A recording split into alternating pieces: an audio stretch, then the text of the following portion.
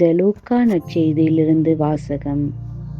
அக்காலத்தில் திருமுழுக்கு யோவானின் தந்தை செக்கரியா தூய ஆவியால் ஆட்கொள்ளப்பட்டு உரைத்த இறைவாக்கு: இஸ்ரவேலின் கடவுளாகிய ஆண்டவரை போற்றுவோம், ஏனெனில் அவர் தம் மக்களை தேடி வந்து விடுவித்தருளினார். தம் தூய இறைவாக்கினர் வாயினால் தொடக்கம் முதல் அவர் மொழிந்தபடியே அவர் தம் ஊழியராகிய தாவீதின் குடும்பத்தில் வல்லமையுடைய மீட்பர் ஒருவர் நமக்காக தோன்றச் செய்தார். நம் பகைவரிடமிருந்தும் நம்மை வெறுப்போர் அனைவரின் பிடியிலிருந்தும் நம்மை மீட்பார்.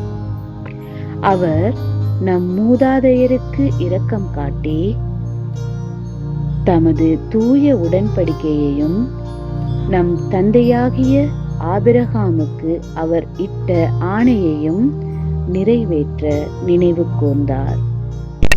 இவ்வாறு நாம் பகைவரின் பிடியிலிருந்து விடுவிக்கப்பட்டு தூய்மையோடும் நேர்மையோடும் வாழ்நாளெல்லாம் அச்சமின்றி அவர் திருமுன் பணி செய்யுமாறு வழிவகுத்தார்.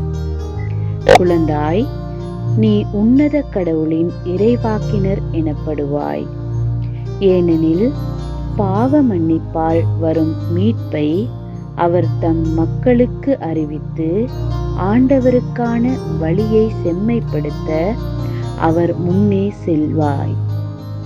இருளிலும் இறப்பின் பிடியிலும் இறப்போருக்கு ஒளி தரவும் நம்முடைய கால்களை அமைதி வழியில் நடக்கச் செய்யவும் நம் கடவுளின் பரிவுள்ளத்தாலும் இரக்கத்தாலும் விண்ணிலிருந்து விடியல் நம்மை தேடி வருகின்றது.